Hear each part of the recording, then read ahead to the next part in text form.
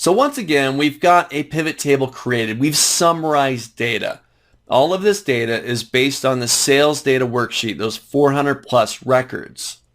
Now that we've got a pivot table and we're summarizing all that data, there's going to come times when I don't want to see all the data.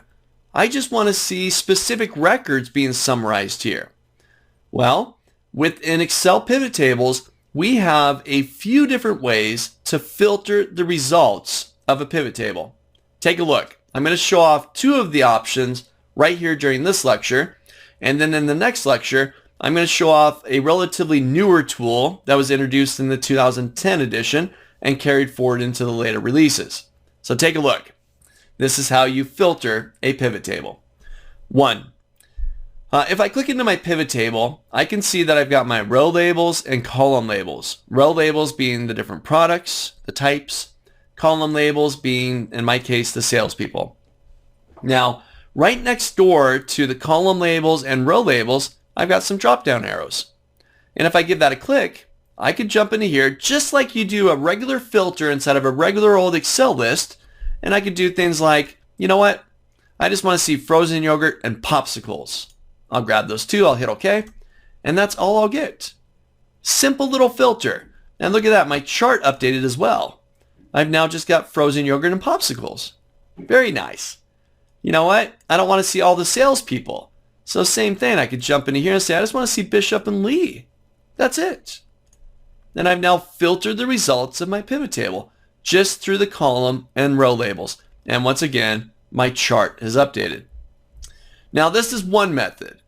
Okay, so if you're familiar with running filters like we did back in an earlier section of this lecture, it's very similar here inside of your pivot tables.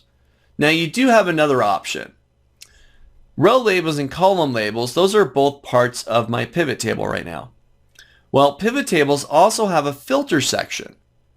Let's say I grab the month. I'll grab month, drag that down into filters, and now my pivot table has an additional element where I can now filter by the month. So you know what? I just want to see April. That's it. I'll select April, I'll hit OK, and now I've just got the April numbers here. And once again, my chart is updated.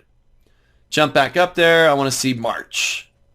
And there's my March day. Ooh, got nothing for March. So those two people, whoever they were, we didn't sell anything during March. So let's get back up there and I'll say, let's do January. Then I've got some data for Bishop and Lee for frozen yogurt. Ding! Really simple to do. Nice little filters. You got the little drop downs you can get to, or you can get into the get into the filter section of a pivot table and filter through here as well. Whatever operation. Both very similar in technique, just little drop downs. Again, very similar to the auto filter inside of Excel. You're just filtering the results of your pivot table. So once again, try this out. Build yourself a quick little pivot table. Use the one from the previous lecture, whatever it is. Apply your filters. Search for those specific records. Drop down arrows. Select what you're looking for, whether it's product or salesperson or different months, whatever it is. Try it out.